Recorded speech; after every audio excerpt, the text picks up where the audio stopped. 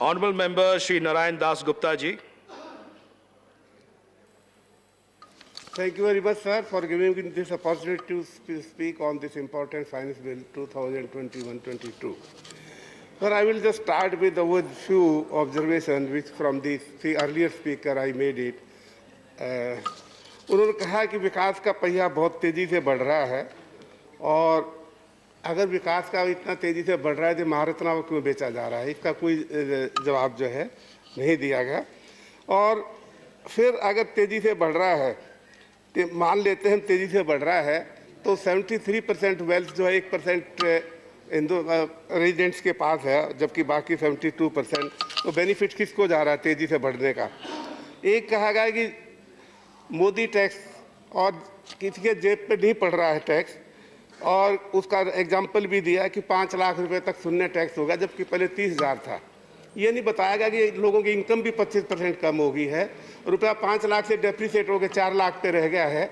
तो अगर उससे कैलकुलेशन करें तो कोई बेनिफिट किसी को नहीं गया है। तो ये भी बातें साथ साथ बता देनी चाहिए। उसमें जो है ये मैं कर रहा था, मैं reason for less collection of tax बताया गया कि 25% जो है टैक्स कर दिया कॉरपोरेट पे, और उससे उस समय ये कहा गया था कि देश की ग्रोथ बहुत होगी, इंडस्ट्री बहुत बढ़ेगी, इन्वेस्टमेंट बहुत आएगा। लेकिन उसके बाद ना कोई इन्वेस्टमेंट हुआ, ना कोई इंडस्ट्री बढ़ी, और रादर कॉरपोरेट टैक्स जो कम हो गया। अब टैक्स की बात मैं एक माननीय मंत्री जी को एक ध्यान का आकर्षित करूँगा। जब कॉरपोरेट टैक्स 25% कम किया गया तो पार्टनरशिप फर्म छोटी छोटी बिजनेस कंपनियां चलाती हैं, छोटे छोटे SMEs, और उनमें भी टैक्स रेट वही होता है जो कॉरपोरेट टैक्स पे होता है, कंपनियों पे होता था। उस समय की बात कर रहा हूँ मैं। और उनका भी 1 रुपया भी प्रॉफिट होता था उससे टैक्स लगना शुरू हो जाता था, तो उनको कोई रियायत नहीं दी गई, जबकि वो पैरेलल उतना ही टैक्स देते थे, उतना ही करते थे। सबसे पहले उनको छोटे आदमियों को, छोटे SMEs को, छोटे ट्रेडर्स को बेनिफिट देना चाहिए, ना कॉरपोरेट को। अभी भी आज जो टैक्स कलेक्शन है उन्हीं की वजह से ज़्यादा बढ़ रही है। एम्प्लॉयमेंट भी 75% वही SMEs दे रहे हैं। तो मैं माननीय मंत्री से कहूँगा, जिस प्रकार के कॉरपोरेट को टैक्स कम किया गया, तो इन छोटी जो पार्टनरशिप फर्म है, प्रोप्राइटरी कंसर्न है, जो कि एम्प्लॉयमेंट भी जनरेट करती हैं, देश की मैन्युफैक्चरिंग एक्टिविटीज़ भी बढ़ाती हैं, ट्रेडिंग एक्टिविटीज़ भी बढ़ाती हैं, उनको भी जो है कंसिडर किया जाए और उसको टैक्स में बेनिफिट दिया जाए। सर, मैं थोड़ा पेट्रोल, कल भी मैंने पेट्रोल डीजल पे बात की थी, लेकिन मैं फिर कहूँगा क्योंकि ये लोगों की जेब पे टैक्स लग रहा है, गरीब से गरीब आदमी की टैक्स लग रहा है। हर एक आदमी गाड़ी में भी चलता है, स्कूटर में भी चलता है, बस में भी चलता है, और कहीं न कहीं हम जो है जैसे ट्रक भाड़े पे भी इसका असर है। मैं एक फिगर है मेरे पास ये गवर्नमेंट की, इसमें दिया चेक, ये जो है ये on account of the contribution on account of and because of the petroleum sector to the exchequer. How it consists of, besides the custom duty, besides the excise duty, there are a number of other items which are paid.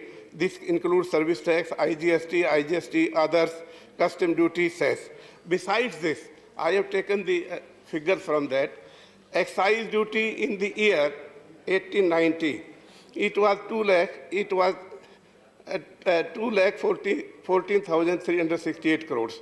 Whereas on account of corporate tax, dividend distributive tax, and profit, share of profit, it was about 68,000 crores, which comes 30% of the total excise duty. My suggestion to the Honorable Minister is, because this 30% benefit you are taking otherwise also, why don't you reduce excise duty by 30%? This is my suggestion, and this will give a lot of relief to the जिसे कहते हैं गरीब आदमी, जिसको आम आदमी बोलते हैं, क्योंकि हम आदमी पार्टी से हैं। तो एक ये इसमें ये आपको करना चाहिए। दूसरा, now I will come on the amendment on the direct tax. For the last so many years, more than 40 years, there was one provision of the Settlement Commission in the Income Tax Act, sir. And this has been proposed to abolish it, and it will be abolished. What was the benefit of it? It was the benefit to reduce the litigation, protected litigation, to collect rate tax at the faster speed, to settle the dispute at the earliest, particularly in such cases. And what was the benefit of that? The number of appeals were minimum because of the settlement commission. And the government was getting more taxes. How it was getting?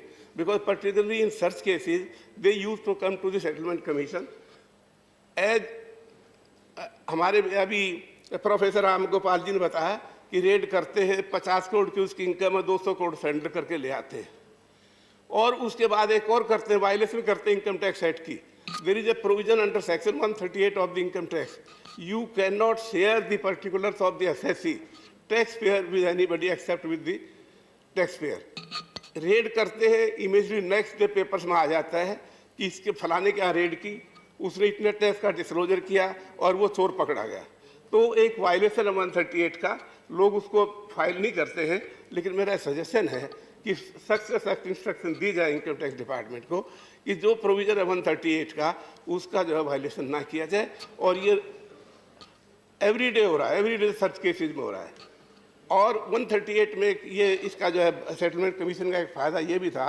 कि search cases में जो कि आदमी offer करता था उसको एक advantage और है जब मैं एप्लीकेशन फाइल करता हूँ सेटलमेंट कमीशन फॉर सेटलमेंट के लिए before that I will have to pay income tax I will have to pay interest and then the my income is decided and income is decided settle at more than what I offer तो government is getting benefit तो this is my suggestion this provision should not be abolished this is against the principle of natural justice and now I will come on. Now there is a new provision that has been introduced, purchase tax, sir. Because there was already last year that was on the collection of goods tax that was introduced. Now they have introduced the purchase tax. It will increase number of vouchers work, number of compliance work. My suggestion, and it will not give much benefit to that. Only it will cause inconvenience to the trader or industry or businessman, whatever it is. This purchase tax should be I think they should withdraw it, or it was just like a collection of tax, sir. And about that, then I will come on.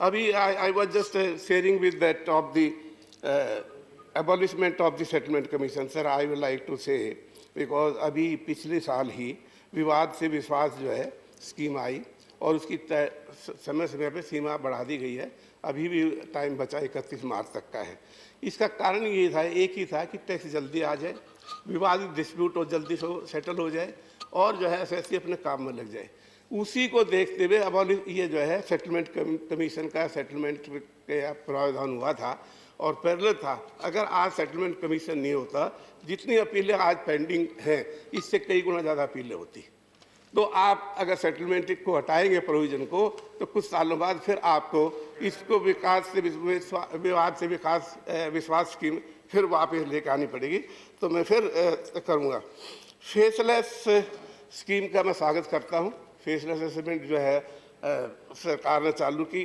और उससे जो है जो मैंने share किया है अपने chartered accountant से तो they are very happy and it is working very well वो इसमें मैं एक सजेशन दूंगा यहाँ पे जिस प्रकार से फेसलेस असेसमेंट हमने किया सिस्टम लाया स्कीम में इसी तरह अगर फेसलेस इलेक्शन सिस्टम भी हमें शुरू कर दें ये जितनी बड़ी बड़ी रैलीज होती हैं इतने बड़े बड़े जो है खर्चे होते हैं इतने बड़े बड़े लोगों को इनकन्वीनियंस होती है अगर उसको ही फेसलेस कर दिया जाए तो ये भी बहुत ही स्वागत के योग्य होगी तो